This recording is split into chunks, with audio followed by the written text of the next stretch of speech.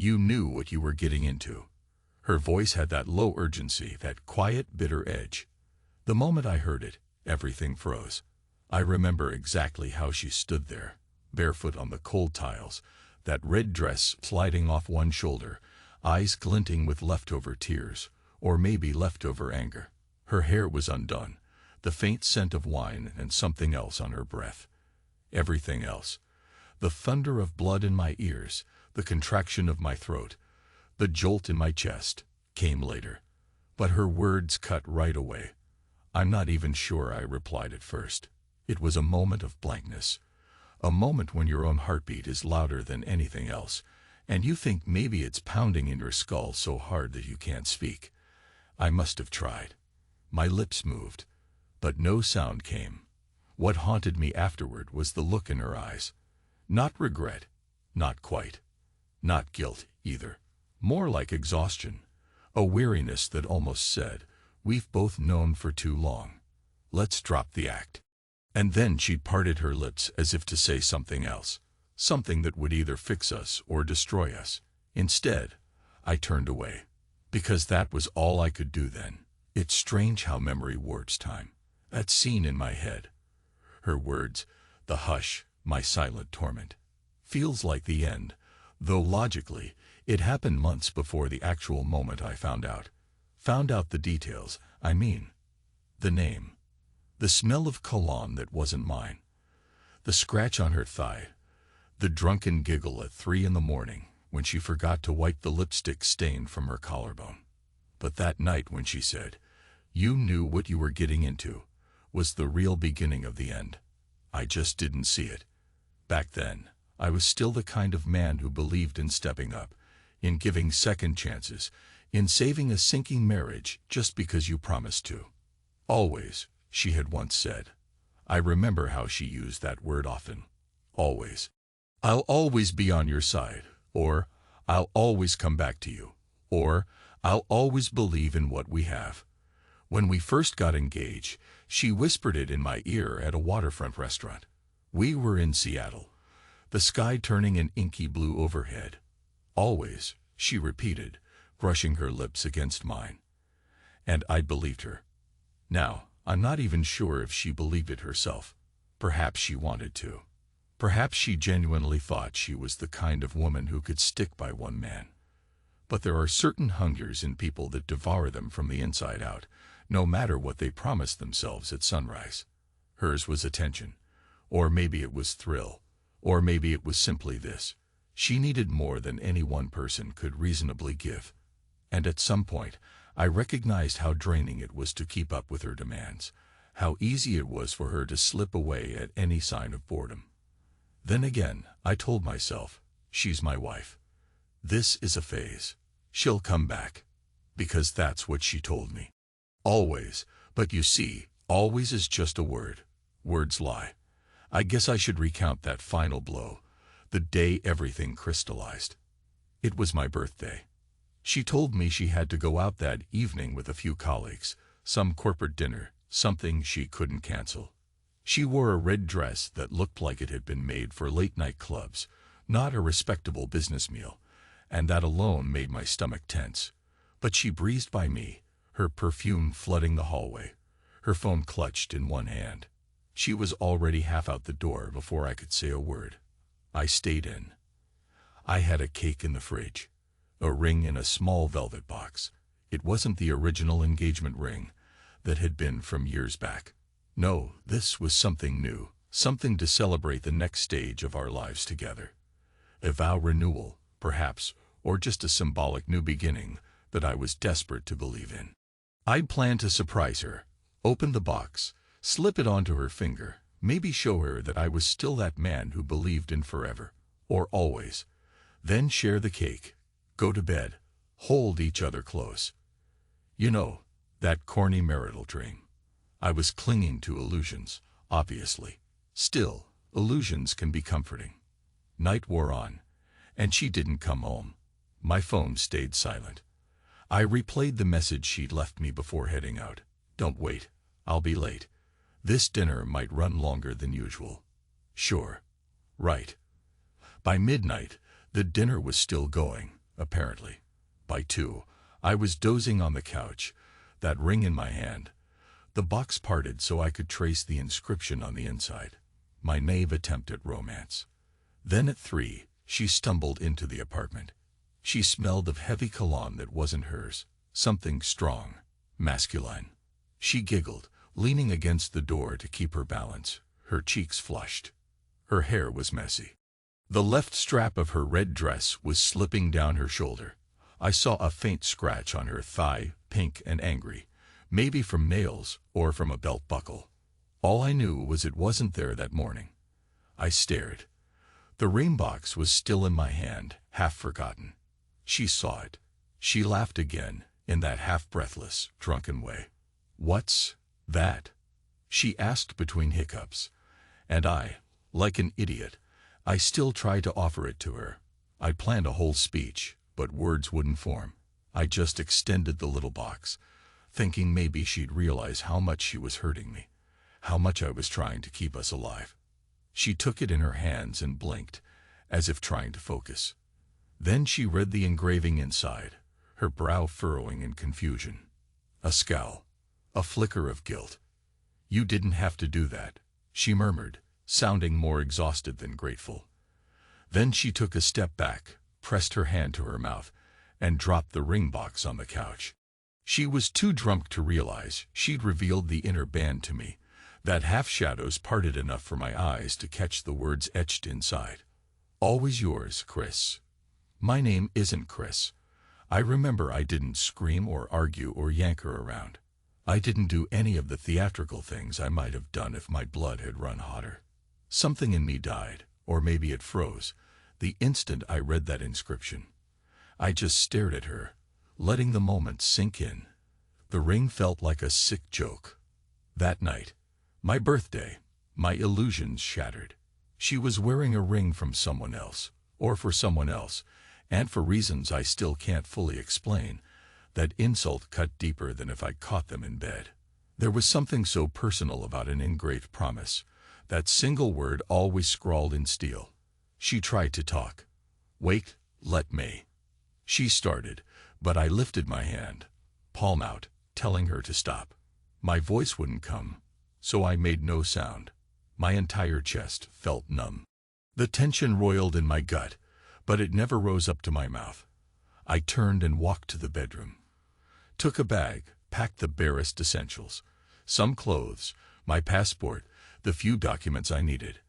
I grabbed my phone from the kitchen table. She swayed in the doorway, watching me, half dizzy, half panicked, saying my name. My name that apparently meant nothing. I kept silent. There was no point in words anymore. I left. Drove around aimlessly in the dark. By dawn, I was on a highway heading nowhere. That was the last time I saw her in that apartment, the place we'd once called home. I canceled everything. The new vow plan, the future we had, the jobs I was juggling. I had the money to make a clean break. Sold some assets, changed my phone number, systematically erased or blocked any contact from her side. I had enough in savings to vanish for a while. That's exactly what I did. Cities blurred. I drifted from Chicago to Toronto, to small towns near the Canadian border. Sometimes I'd pick up short-term work, architectural consulting or freelance drafting, under a new name. I learned bits of new languages, or enough to get by, crossing into Montreal for a few months, then taking a flight to Europe. In each new place, I'd rent a modest apartment, keep my head down, save my money, and never speak a word about my past. Every year, on my birthday, the day she'd come home reeking of some stranger's cologne, I'd buy a postcard, address it to myself, and write, "Happy Survival Day." No signature. It was my way of acknowledging that I was still alive, that my heart still beat, even if it was numb. I never told a soul about those postcards. They were my private ritual, proof that I could endure and keep going. 2 years passed. 2 entire years of movement, of rootlessness, of refusing to open up to anyone. I was somewhere in Lyon, France, when I rented a small, sparse flat on a quiet street near the river. The place was old, full of creaking wood floors and tall windows that let in too much sunlight in the morning. I actually liked it. I found a small architectural firm that hired me off the books. My French was rusty, but passable. Day by day, I forced myself not to think of her face, her voice, her betrayal. And usually I succeeded. Then one morning, I opened my door to find her standing there, tears in her eyes, shoulders trembling. My entire body tensed. I hadn't heard that footsteps, that perfume, in so long. And yet here she was. She looked different. Thinner, maybe, or just more worn. The bright, quick sparkle in her eyes had dulled. Her hair was shorter, shaped in a neat bob. She was dressed in a coat that looked too thin for the brisk Leon winter. I could see her breath fog in the chill as she said my name. There was that hush again. The hush that always seemed to follow us. I should have slammed the door in her face. Instead, I stood there, letting her sob her story out in a half-collapsed whisper. Her voice trembled. They won't let me back in, she said, wiping at her eyes. My visas are getting canceled everywhere I go. My contracts are being blocked. Even my attempt to go to the Dominican Republic for a holiday, rejected. And I can't find the reason. I get these messages, these photos, someone sending them to my employers, to the consulates. It's everything. The ring with that engraving, the photos of me, of him, of you, my personal emails. And with everyone, there's a line. You chose the party. He chose to disappear. Now you are worthless to everyone. She was shaking. If this had been the old me, maybe I would have held her. Maybe I would have felt pity, or at least heartbreak. Now, I just stared, and for a moment I didn't feel anything. No anger, no sorrow, just a cold emptiness, an echo of a life that used to be mine. She asked, "Is it you doing this? Are you behind this campaign? Did you set this up to ruin my reputation?" The desperation in her voice grated on me in a dull way. Once upon a time, I might have rage. Now, I barely had a pulse for it. I thought back to her final words in that apartment. You didn't have to do that. She'd been talking about the ring I'd bought for her. My ring, the one with the wrong name. Thinking about it now, I almost wanted to laugh at the irony. But I didn't. I just let the silence sit there between us like a slab of ice. She was waiting for some kind of acknowledgement, an answer, a raging outburst maybe. I gave her nothing. She begged to come in. I stepped aside, letting her pass, more out of numb reflex than kindness. She stood in my small living area, arms tight around herself. The French light was harsh, revealing lines around her mouth, a hollow look around her eyes. She started talking again, voice stumbling over details, accusing me, then backing away from the accusation, twisting herself in rhetorical knots. I listened. I remembered how I'd once admired her ability to weave persuasive stories. She was in marketing, after all. She always had the power to talk her way in or out of anything. But now her words were shattered, uncertain, as if she'd lost her golden tongue. The fear was real, though. Her eyes glistened. She was frantic. "I'm locked out of the States," she said. "My life is falling apart. My own parents told me some weird letter was sent to them, reminding them that she faltered, swallowed, that I betrayed you." "Again," she asked. "Are you behind this?" She almost sounded like she wanted me to say yes, because at least that might mean I still cared enough to take the time to bring her down. But I stayed silent. My voice caught in my throat, my jaw set. If I tried to speak, I wasn't sure what would come out. Tears, laughter, or both. So I let her words hang. She started to cry softly, looking around at the minimal furnishings. "You left everything. Your job, your mother, your dreams. Who does that? Why did you have to, John? Please look at me." I looked. She was trembling so violently that her coat slipped off her shoulders. I could see the shape of her collarbones pressing against her blouse. She was worn and desperate, and in some far corner of my mind, I thought, "This is what your party has done to you. That was the line in the messages she kept getting. You chose the party. He chose to disappear. And now, apparently, she was worthless to the world. Could I have done it? Was I capable of orchestrating such a widespread sabotage of her life? She certainly seemed to believe so. I exhaled. My voice, when it came out, sounded rough, nearly hoarse. I coughed once, to steady it. You want coffee? I asked. My first words to her. An absurd question, yet it was the only one I could manage without letting my fury or my emptiness spill out. She blinked in confusion. What? I don't. No, I didn't wait. I walked to the kitchen corner. The tap squeaked. Water thundered into the kettle. My hand shook slightly as I put it on the stovetop to boil. I felt her behind me, half stunned by my avoidance. I was controlling the only thing I could. The pace of this conversation, this confrontation. She said my name, quietly at first, then louder. I heard her footstep, felt her presence. I turned around. Our eyes met. The panic in her face was raw, and for a moment, I caught a glimpse of the woman I'd married, the one who had once gazed at me with devotion. I didn't trust that face anymore. I stared, measured her expression, said nothing. She broke down. John, please. She tried to tell me everything in a rush of words, that her job forced her to mingle with clients at fancy late-night parties, that the times she came home late, smelling of expensive whiskey and men's cologne, were all part of the schmoozing and networking. That maybe she danced a bit close to someone, or maybe more than once. But it was innocent. A slip. She insisted. It's not like I planned to betray you. It's not like that. We drifted. Then she tried to name the man. Chris, he was just. It was a mistake. She was crying too hard to finish. Everything in me twisted, wanting to lash out.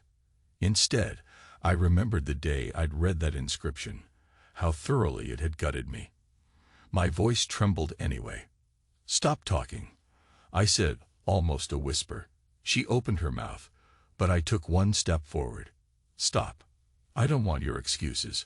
I don't want your half-baked regrets. I heard you the first time you told me it was my fault. Remember, you said it. A long time ago.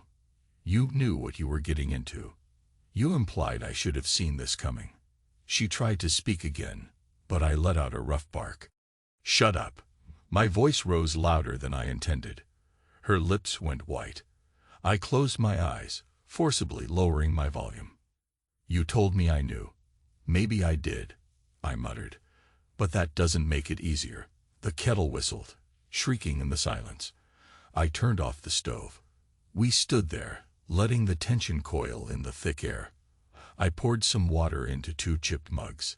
It was automatic, mechanical. She pressed her palms to her face, tears leaking out. I handed her a mug, which she barely touched. My own hands were steady now. She trembled. I'm sorry. She coughed out a miserable laugh. I guess that's worthless to you. I shrugged. I'm not sure what is worth anymore. She wiped her cheeks and sniffed.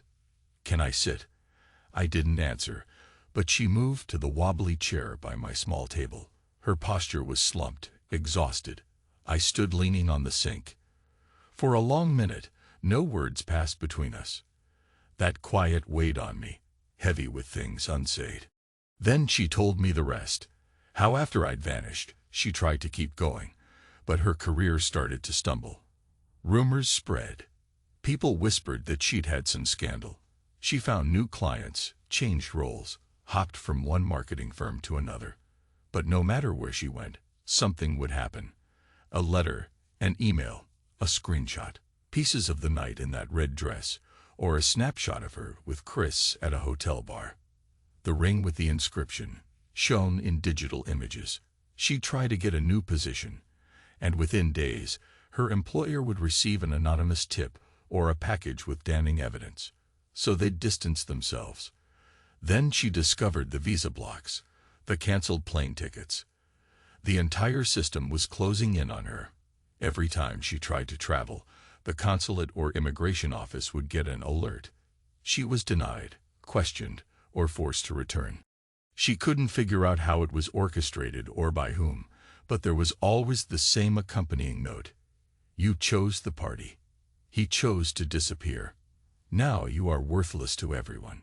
She looked up at me then, eyes red. I can't survive like this. I'm losing everything. My finances, drained. My father's furious. My mother's ashamed. And Chris is. She trailed off, swallowing. I stared, still silent. Finally, she said it. Chris vanished, too. He doesn't answer my messages, calls, anything. I'm alone. My throat felt raw. And you came here. Not a question. She wiped her tears. Yes, she whispered. I tracked you down. I got suspicious that maybe you were behind it all. Or maybe not you personally, but you might know who's doing it. Maybe your mother, or someone who wants revenge on my infidelity. I don't know. She paused. But all the footprints led to you. So here I am. There was a pounding in my chest that I tried to ignore. If you want the truth, there had been times in the last 2 years I'd fantasized about some cosmic justice. Perhaps I'd pictured her losing everything the moment she lost me. But I'd never planned it. I'd never systematically sabotaged her, or had I?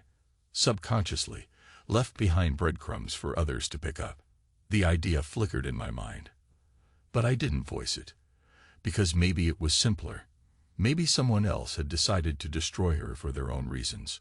Or maybe the universe was just paying her back for the devastation she caused. I didn't know.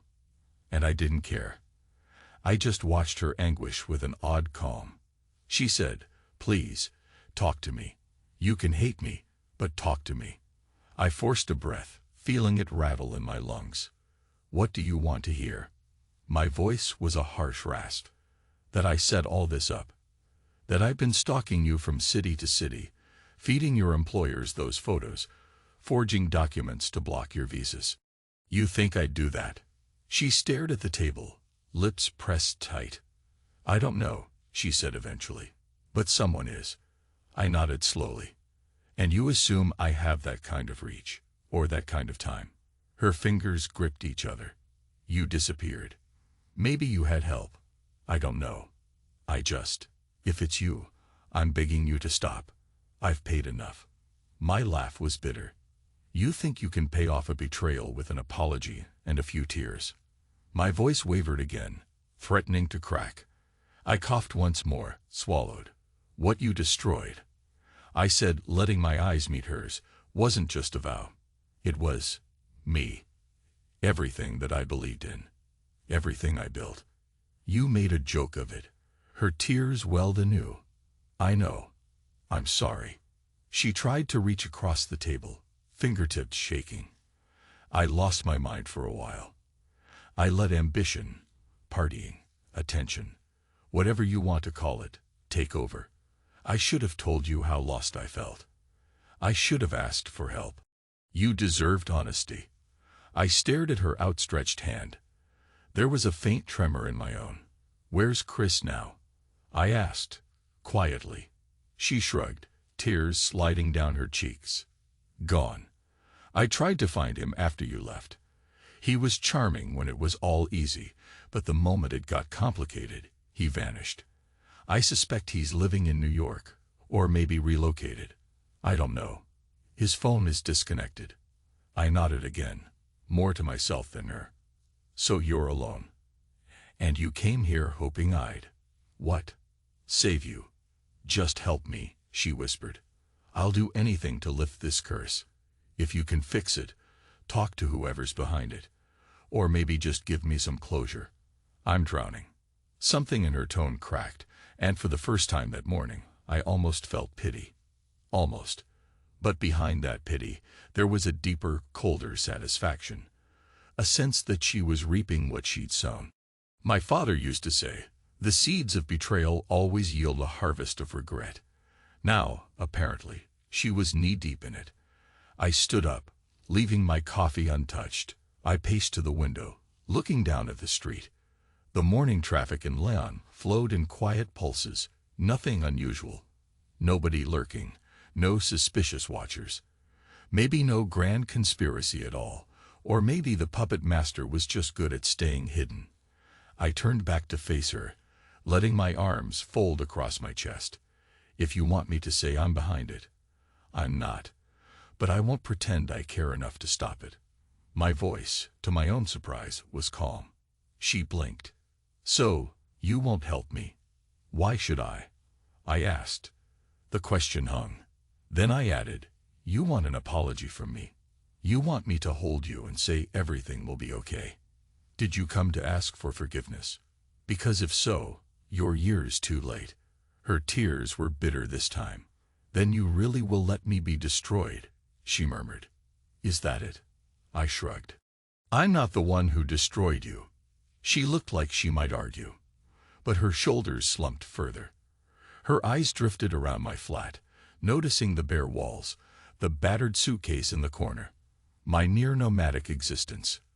The silence stretched. Finally, she stood up. I'll go, she whispered. But just, for my own sanity, answer me. Are you sure you're not? I'm sure, I said quietly. Then, more softly still, at least not intentionally. She closed her eyes, exhaling in a shaky breath. Then she opened them again. I'm sorry, she repeated, voice hoarse. I'm sorry, John. I said nothing. She took a step toward the door, paused as if expecting me to stop her, to call her back, to do something. I remained still. Her lips parted. I shook my head once, and she swallowed whatever plea was on her tongue. She opened the door and left. The hush she left behind felt heavier than any presence. I stayed there for a time, leaning against the windowsill, trying to breathe normally.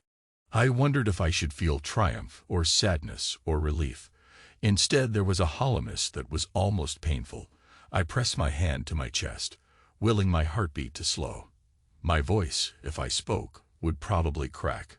So I didn't speak. I let the quiet wash over me. Maybe I truly had no direct involvement in her downfall. Maybe it was some unstoppable chain of cause and effect, triggered by that final betrayal. Or maybe some friend or business rival of hers, or even Chris himself, had turned on her. I didn't know. If I'm honest, I didn't care. What I knew was that I had no place left for pity or reconciliation. I'd spent those 2 years burying my ability to feel for her. That morning, I discovered the burial had been successful. A few days later, I began receiving text messages from an unknown number. Strange, cryptic lines. She came to find you. You won't save her. She will keep falling. At first, I ignored them. Then I blocked the number. My focus was on my quiet routines, the small architecture office where I drafted floor plans for local contractors, the weekly errands to the market, the long, solitary walks along the Saône. Sometimes at night I'd sit at my table, thinking about the postcards I used to send myself. Happy Survival Day. My birthday was approaching in a month. Another year. I wondered if I should continue the ritual or just let it fade. Then, out of nowhere, a photo arrived on my phone. Margaret, standing on some hotel balcony. She had that same red dress on, but this time it was torn at the strap, and she looked distraught, cornered. The message. She chose the party. He chose to disappear. Now she is worthless to everyone. My throat tightened. The photo looked older, as if someone had snapped it over a year ago. But it was a still moment of her, alone, eyes rimmed with sadness. The next day, another text. You're free now. I read it over and over. Part of me felt uneasy, as if I were implicated in some dark scheme. Another part of me felt liberated. I'd never asked for this vengeance, but it was happening.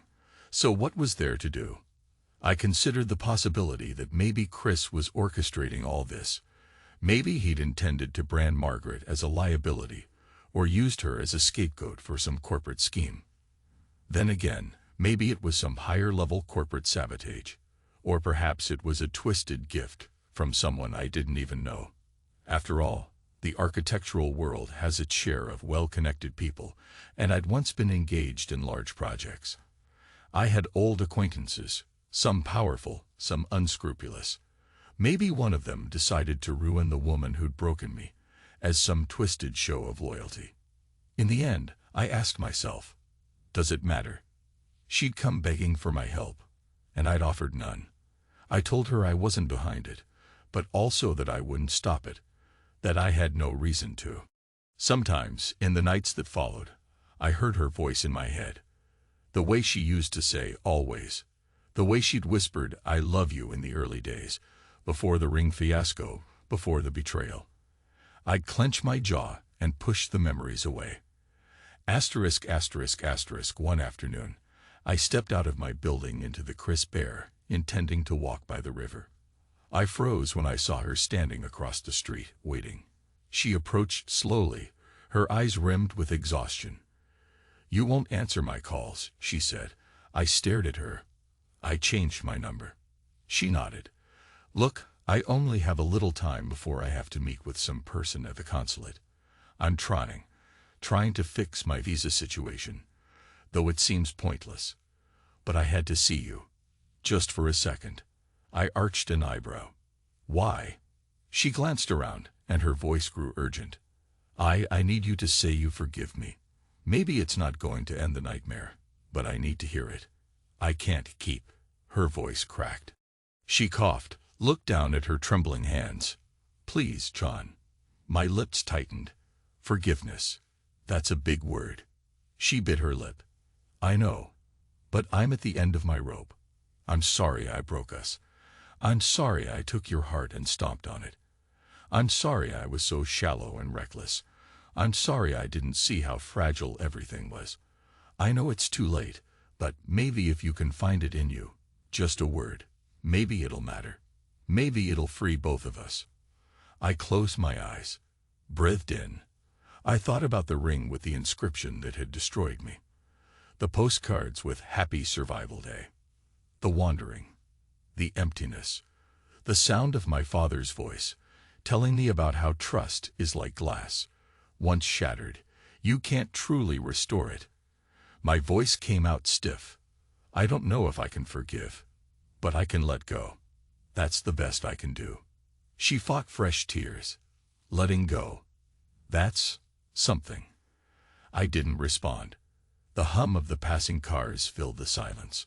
Finally, she stepped forward, as if wanting to touch me, but I held up a hand. She stopped, nodding slowly. Then she walked away. I watched her go, a swirl of guilt and numbness churning in my gut. Letting go. I'd said that as if it were some kind of gift. But it was also a barrier. By letting go, I turned off that final spark of compassion. Might that be the purest form of vengeance?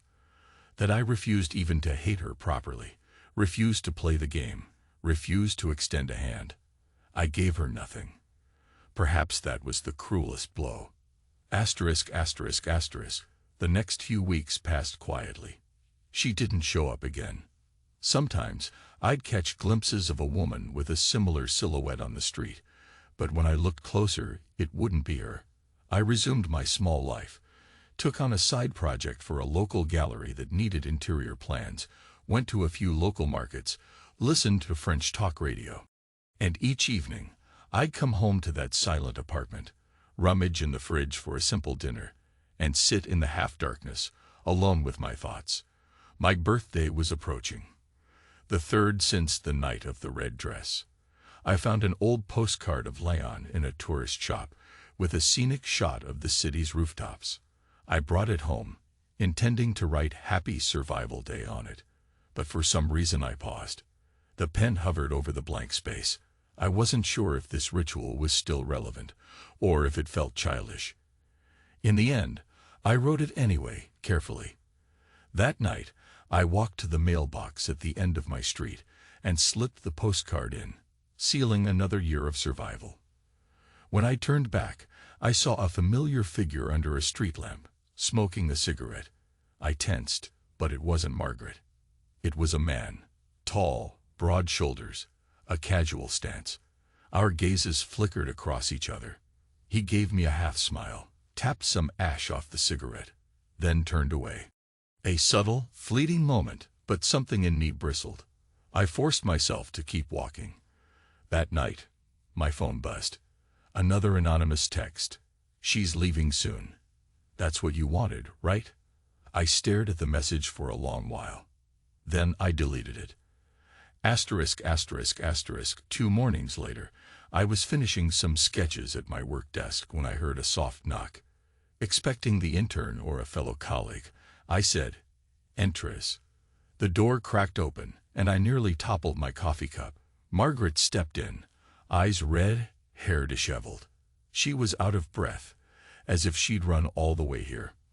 My colleagues were out at a construction site, so it was just me and her in the cramped office. She shut the door behind her, her hand trembling on the knob. "John, I'm sorry. I know I'm intruding, but it's important." I set my pen down slowly, my jaw tight. "How did you find me?" Her lips parted in a shaky smile. I asked around. "The city isn't that big. I had to see you. I'm flying out tomorrow." I got a call from one of my old acquaintances. They said they can get me out of Europe, maybe help me find some backdoor path to fix my status. But I don't know if it'll work. She swallowed. I needed to say goodbye. Or something. Her voice broke on the last words. She twisted her fingers together, clearly terrified. I regarded her stoically, that same cold emptiness stirring within me. She started again. "I keep thinking about us. About that night.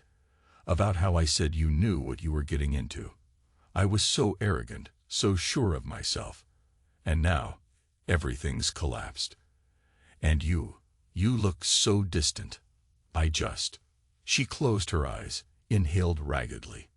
"John, please, just tell me something that will let me live with myself. I'm begging you." I clenched my fists. My voice came out quieter than I expected. "What do you want me to say?" "I don't know." She gave a desperate laugh. "Tell me I mattered once. Tell me that even though I messed up, you don't want me dead. Tell me you can see I'm punished enough." For a long moment, I was silent, wrestling with a swirl of conflicting emotions. Anger, sorrow, bitterness, regret. Then I rose from my chair, stepped toward her. She didn't move, just looked up at me, her eyes brimming with tears. "You mattered," I said stiffly, "but you threw it away. I don't want you dead. I never wanted that." My voice shook with suppressed rage. "But if you're asking whether I want to swoop in and save you from all this, to stand up and stop the avalanche," I swallowed the dryness in my throat. "No." She flinched. Tears fell. "I understand," she whispered. I watched her for a moment longer, then turned my back, staring at the battered blueprint on my desk. My hands were shaking, and my voice was dangerously uneven when I spoke again. "Go, catch your flight. Do whatever you have to. I'll stay out of your life. And you, stay out of mine." There was a pause, long and taut. "John," she breathed. "I truly am sorry." I nodded, not turning around. "So am I." I heard her footsteps retreat. The door open, then click shut. I pressed my palms flat on the desk, letting my breath shudder out. Then I closed my eyes, trying to steady the roiling inside me. My heart hammered so hard it actually hurt. It was ridiculous how after all this time, she could still affect me. But I refused to turn back. Asterisk, asterisk, asterisk. That evening, I went for a long walk along the banks of the Seine. The air was chilly, clouds gathering overhead. I watched the grayish-blue water flow, hypnotic, uncaring of human dramas. I tried to let the calm hush my swirling thoughts. Scenes from the past flickered. Our wedding day, her bright smile. The times she said, "always," and I believed it. The night I found the ring with Chris's name. The postcards I always wrote to myself, trying to reclaim some sense of survival. People walked by me on the promenade, couples laughing quietly, a few lonely souls like me. I slipped my hands into my jacket pockets, gazing at the reflection of city lights in the ripples. For a moment, I felt tears threaten to rise, but I forced them back. I reminded myself that the man I was had died that night. The new me was colder, more controlled, possibly more dangerous, if I let myself be. She was leaving tomorrow. That was for the best. Let her find a new path. Let her do whatever needed to be done to survive. It was no longer my concern. Then, in the half-light, I glimpsed a figure leaning on the railing about 20 meters down the embankment. A tall man, wearing a dark coat. He turned slightly, and though the light was poor, I recognized a hint of his features. It was the same man who had stood smoking near my mailbox, the same self-assured stance. This time, he tipped his head at me, as if in silent acknowledgement. Then he walked away. An odd chill slid down my spine. Who was that? Why had I seen him more than once? A casual coincidence, or something more? I had no idea, but something in me stirred with uneasy suspicion. Or maybe I was just paranoid. The entire situation with Margaret had me on edge. I went home, locked my door, and spent the night half awake, my mind a chaotic swirl. Sometimes, I'd doze off and dream I was back in that red dress night. My birthday, the ring with the wrong name. I'd wake up with my heart pounding, sweat dampening my sheets. Asterisk, asterisk, asterisk. The next day, I tried to bury myself in work, but around midday I realized my phone was buzzing. I checked the caller ID. It was a random number. I rarely answered unknown callers, but a sudden urgency made me pick up. Silence on the line. Then a voice. Quiet. Male. Cold. Bonjour, John, it said in a half-French, half-American accent. I see you're alone in your office. That's good. My heartbeat thudded. Who is this? Just a friend, the man said in a silky tone. I thought you'd like to know. Margaret never boarded her flight. I swallowed hard. Why not? She had a bit of trouble at the airport. Let's say her paperwork was out of order. A pause. And that trouble will continue. You see, there's more for her to atone for, isn't there? The coldness in his voice raised the hairs on my arms. What are you talking about? He gave a quiet chuckle. Nothing you need to worry about. Unless, of course, you care what happens to her. You and I both know she had it coming. But if you do want to help, well, you can find her just outside the airport lounge, Terminal 2. They're about to escort her away. I'm sure she'll be in tears, cursing your name. Another canceled path. My mouth went dry. Why are you doing this? Who are you? But the line clicked. He was gone. I stood there, phone clutched in my hand, feeling an adrenaline spike that made my limbs tingle. If I truly was uninterested in her fate, then this was none of my business. But something in the pit of my stomach churned. This was going beyond a personal grudge. Someone was physically manipulating events, shutting down her movements. This wasn't just petty gossip or letters to an employer. This was targeted, systematic, and it was continuing even after she'd asked my forgiveness. A wave of confusion and anger washed over me. Part of me wanted to rush to the airport, tear through the crowds, find her, and do something. Yell at the staff, demand they let her go. Another part of me whispered, she betrayed you. She humiliated you. Let her suffer. Let it happen. And a quieter voice asked, could you live with yourself if you let her be swallowed by something so cruel? Sweat beaded on my brow. I grabbed my coat, told a coworker I had to step out, ignoring their questioning glance. I left the office, my mind in turmoil. The next hour was a blur. A taxi ride, snarled traffic, my foot tapping anxiously. Halfway there, I nearly told the driver to turn around, but I forced myself to keep going. I needed to see for myself what was happening. At the airport, I hustled to Terminal 2, scanning the crowds. Finally, near a row of seats by the window, I spotted her. Margaret, hunched in a corner, a security officer looming over her. Her eyes were red, and she clutched her suitcase with white knuckles. She looked lost, or maybe just done. The officer was speaking sternly in French, and she was trying to respond, but she sounded panicked.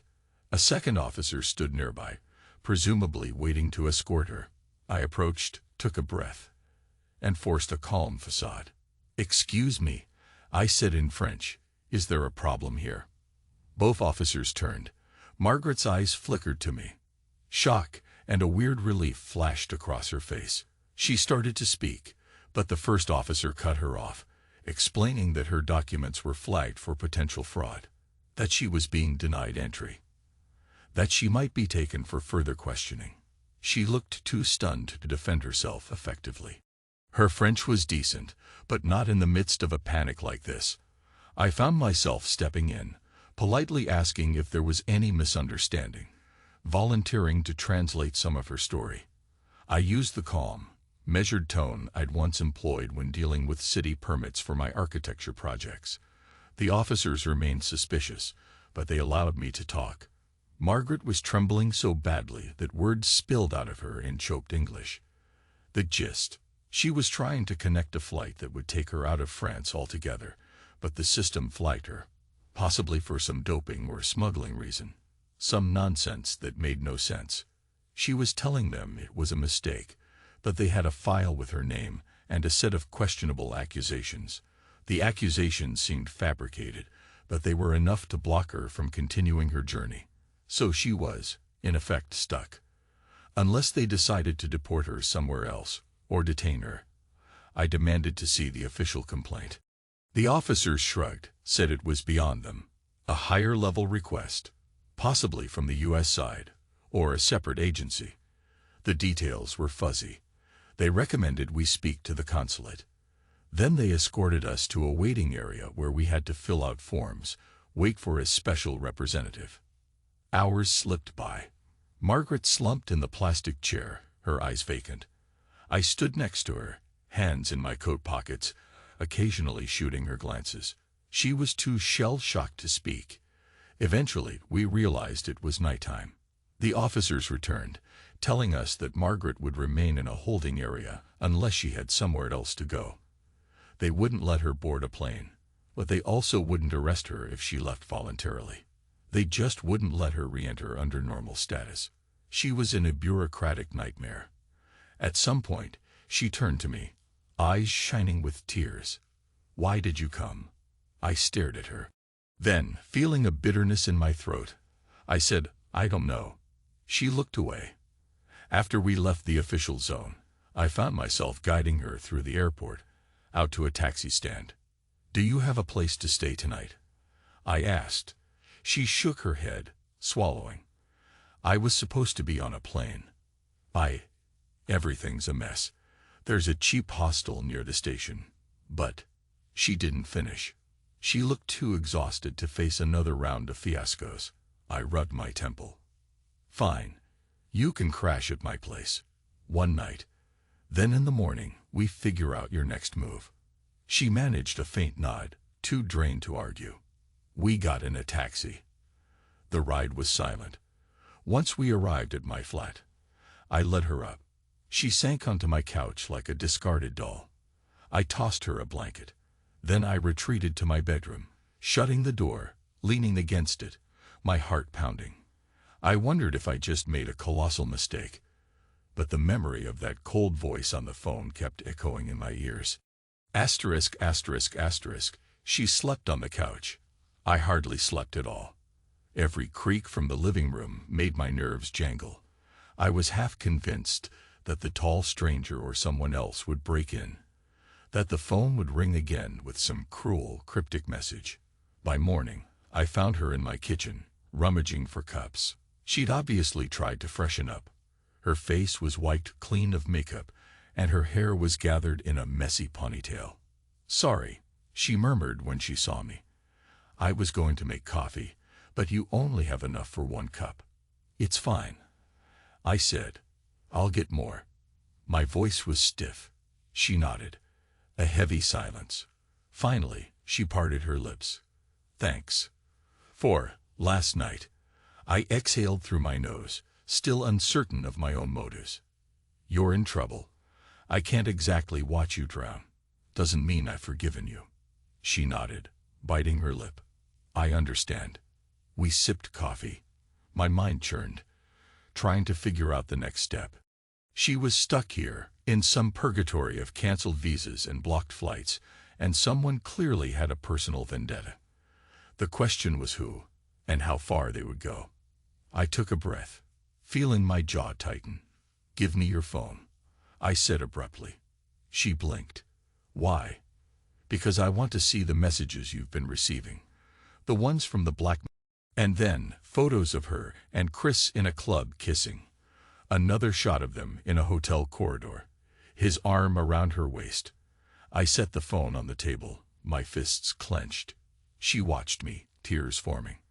"I never wanted you to see those," she whispered. "They were from that period when you were pulling away."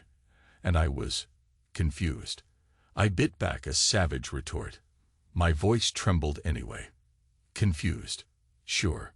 She looked away, lips trembling. "I'm sorry."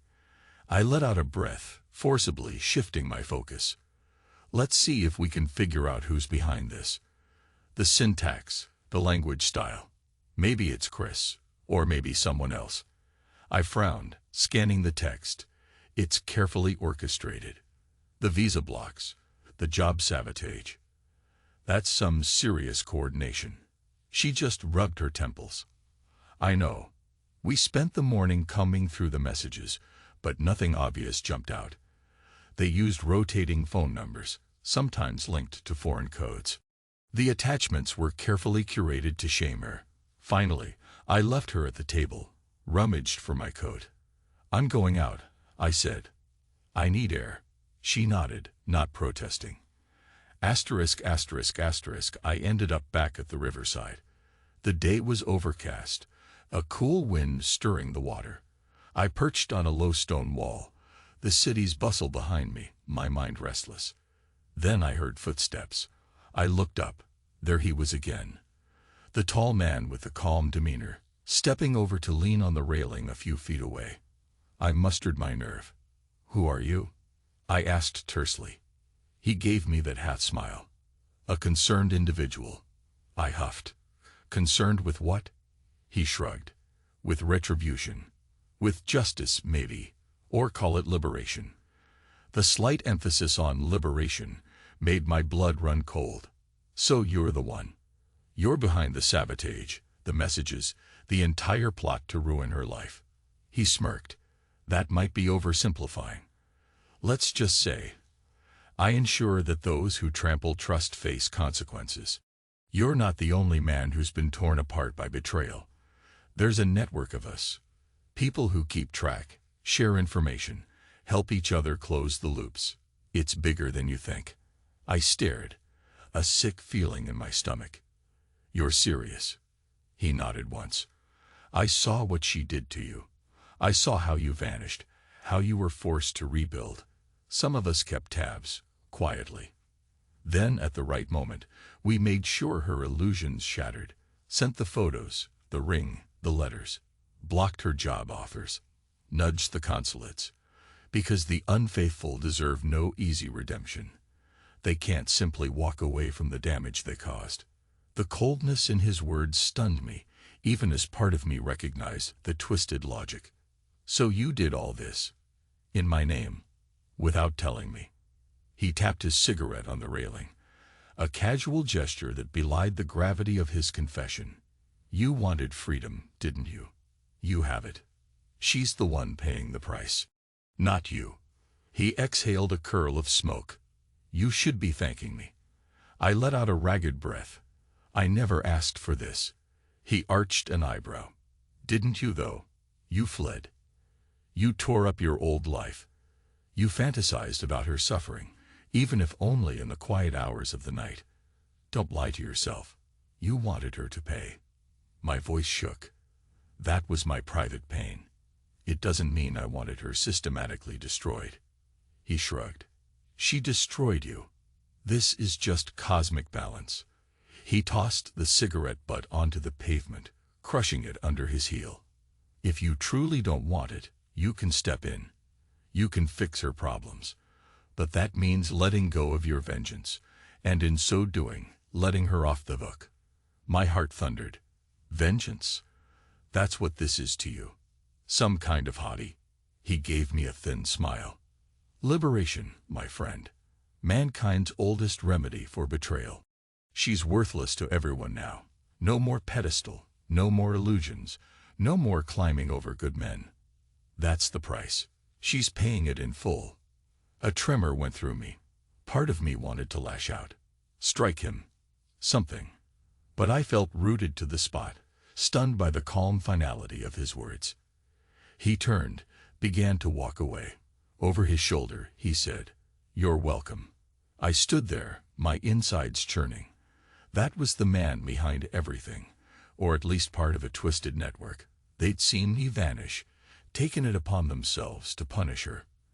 And now she was in my apartment, broken, waiting for a miracle. A miracle from me. I recalled her sobs, her desperation at the airport, the moment she turned to me for help. I recalled how, in some hidden corner of my soul, I felt an ugly satisfaction that she was living in torment. But now, seeing the face of the man who orchestrated it, hearing him speak so casually of worthlessness, it turned my stomach. This wasn't healing. This was brutality. Hours later, I returned to the flat.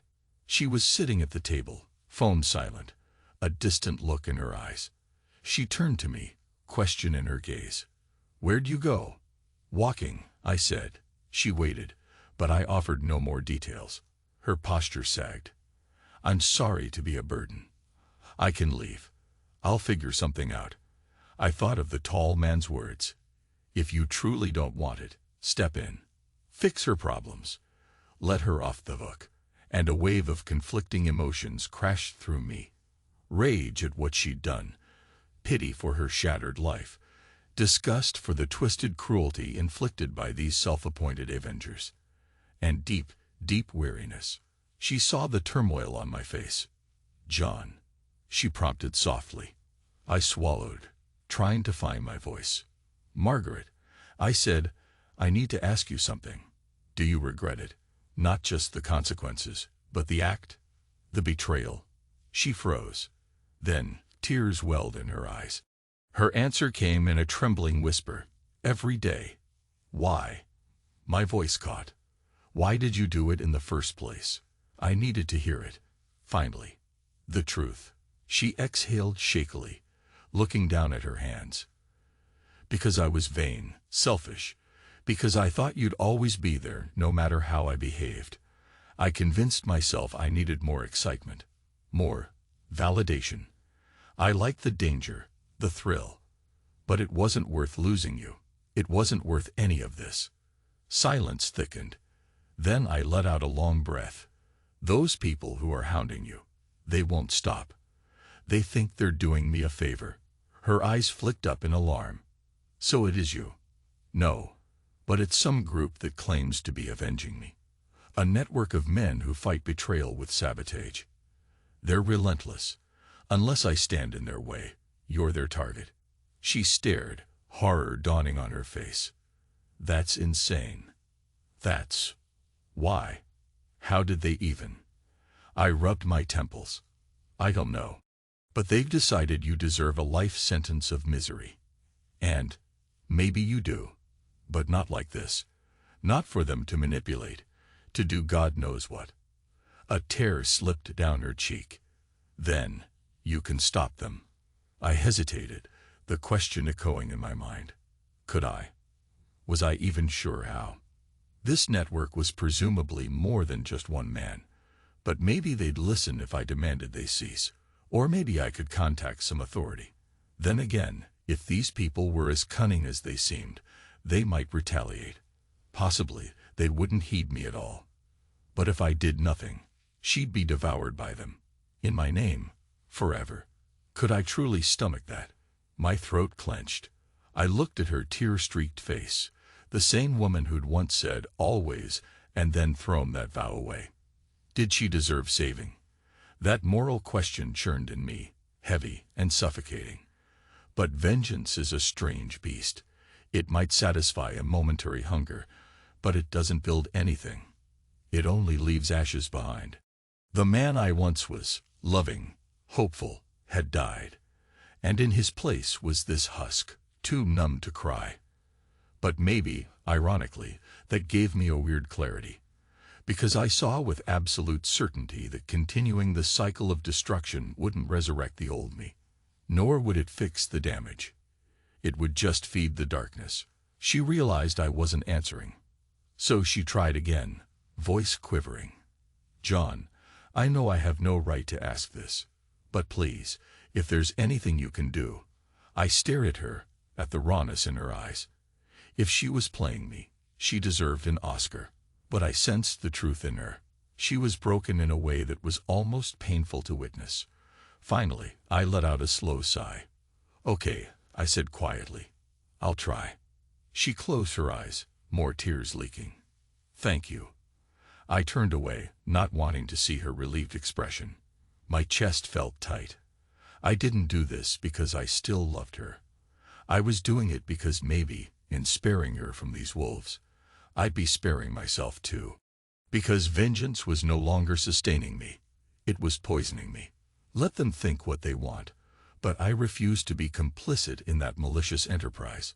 That night, I stepped out alone, searching for the tall man. It felt crazy. I wandered the city, half expecting him to appear under a lamppost like a phantom. He never did. I visited the riverside, the old plaza, the narrow streets. Nothing. Finally, around midnight, I gave up. On the way back, my phone buzzed. Another unknown text. "Walking the streets, are we? Looking for me?" I cursed under my breath. Typing back, "Show yourself." The reply came. "There's no need. We both know the score. Let her drown." I typed, hands shaking. "Stay away from her. This ends now." No response. I clenched my jaw. Then, as I was heading up to my flat, the phone buzzed again. "If you choose mercy, you reject your own freedom. Remember that. Don't come crying to us if she betrays you again." I exhaled shakily, resisting the urge to fling the phone against the wall. Instead, I trudged into my apartment. Margaret was awake, perched anxiously on the couch. When she saw me, she stood. "Did you find him?" I shook my head. "No. But he found me." She bit her lip, tears threatening again. "What did he say?" "That I'm a fool to save you," I said bluntly. She looked away, her face haunted. I sighed. "But I'm done with their sick game." She approached hesitantly. "Does that mean I can?" She couldn't finish. I rubbed my forehead. "I don't know what it means yet, but I'm going to put you on a train out of here. Maybe we can find a safe place for you to sort out new paperwork, get away from these people. You might have to lie low for a while." She nodded, swallowing thickly. The gratitude in her eyes was unmistakable. We spent the next day trying to finalize some plan for her. It was messy. We discovered that the blocks on her travel weren't just a simple matter of filling new forms. The system had flagged her name for possible criminal reasons. The mountain of false accusations was bigger than we realized. We couldn't fix it easily, but we found a contact who might expedite a trip to a different Shenzhen country, from which she could slip out to Asia or somewhere beyond the reach of these orchestrated attacks. It was all cloak and dagger, no guarantees. Late that evening, as we both took a pause, her eyes red from scanning documents, me fatigued from the tension, she slid down to sit on the floor, leaning against the wall. I was at the table, phone in hand. Outside, the Lion night was quiet. She said softly, "Why are you doing this for me?" I didn't look at her. "I'm not doing it for you. I'm doing it because I won't let them own my life, or define me by hatred." My voice felt rough, like I'd swallowed glass. She nodded, tears slipping out again. "Still," she whispered, "thank you." I set my phone on the table, exhaling. The bitterness was still in me, but it was dulled by exhaustion. She'd always had that knack for stirring intense feelings. Love, anger, sorrow. Now, all I wanted was for the madness to stop. The next morning, we left the flat early, heading for a train station in the outskirts. We bought her a ticket under a slightly modified name, hoping to slip under the radar. She carried a small bag of belongings. We stood on the platform, waiting for the arrival. She was trembling, glancing around nervously, expecting officials to leap out at any moment. I was scanning for the tall man, or any sign we were being watched. The train approached, a metallic roar. She turned to me, her expression searching, as if wanting some final reassurance. I forced a thin smile, placing a hand lightly on her arm. "Go," I said. "Find your way. Don't look back." She nodded, tears in her eyes. "Goodbye, John." She stepped onto the train. I watched as the doors slid shut. She stood behind the glass, looking at me. Then the train lurched forward, gathering speed, and she was gone. I exhaled, my shoulders sagging with relief. Maybe that was the end of it. Maybe she could disappear as I once did, and start fresh. The knowledge that I'd at least tried to stop the vendetta gave me a sliver of peace. As I turned to leave the platform, I saw him again. The tall man, leaning casually against a column, arms folded, watching me with a faint smirk. My hands balled into fists. I stepped over, anger taut in every muscle. He spoke first. "You think you saved her." A quiet statement. "But the game isn't over." I glared. "Stay away from me. And from her. Whatever twisted network you're part of. Back off." He shrugged, a flicker of annoyance in his eyes. "You had everything. Your freedom, your new life. Yet you chose to meddle. Forgive me, but your mercy is misplaced." I stepped closer, voice low. "That's my choice." He studied me for a moment. Then he smiled coldly. "Suit yourself, but don't be surprised if one day that mercy backfires. Betrayers rarely change." He turned away, hands in his pockets, strolling off. I stood there, fists trembling, letting the swirl of fury and dread subside. Then I left the station. A week went by. I resumed my routine. No messages, no calls. It seemed the network had given up, at least for the moment. Margaret was presumably on her own path, wherever that might lead. I carried on, drafting floor plans, sipping black coffee in mornings, strolling by the river in the evenings. Sometimes, a pang of old pain would strike me, remembering the woman she'd been, the life we once had, the ring that bore someone else's name. But it didn't shred me the way it used to. I'd done what I could to break that cycle of cruelty. Maybe that was enough for closure. Then, on the morning of my birthday, I found a small envelope slipped under my door. My stomach clenched. I picked it up, half expecting a new threat or cryptic note. Instead, it was a postcard. The front showed a gray city skyline. On the back, in trembling letters, were the words, "Happy Survival Day." No signature. I stared at it for a long time, something tightening in my throat. That was the phrase I used to write to myself. Now, it was addressed to me, in a handwriting I recognized as hers. Margaret's. She must have found a way to send it, from wherever she was. A final acknowledgement. A bizarre echo of the ritual I'd kept secret. I pressed the card to my chest, eyes burning. My breath came shallow. The walls felt like they were closing in. Then, slowly, I let out a breath and lowered my hand. A quiet, weary acceptance settled over me. She was gone, presumably. Maybe she'd keep running from those men or that network. Maybe she'd find a life somewhere else. Maybe she'd fail. Maybe she'd succeed. It was no longer my burden to carry. As for me, I stood there, my voice hollow. "Survival Day," I whispered. The words tasted of bitterness and fragile hope at once. Outside, the sun shone bright on Lyon's streets, the world going about its daily grind, unaware of the wars waged within people's hearts. I thought about vengeance, about liberation, about everything I'd endured. In the end, I realized that revenge doesn't bring healing. It only brings emptiness. True freedom is letting go of her, of the past, of the illusions. I was no longer bound to the man I used to be, but that didn't mean I had to be a monster.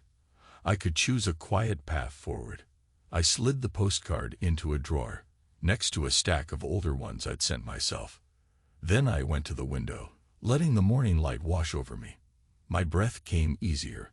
My heart, though scared, still beat. This was my survival day, indeed.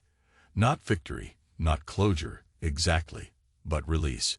Endings aren't always neat. Sometimes they're just a slow fade of pain into a more muted ache. But I'll take that over living in a constant storm.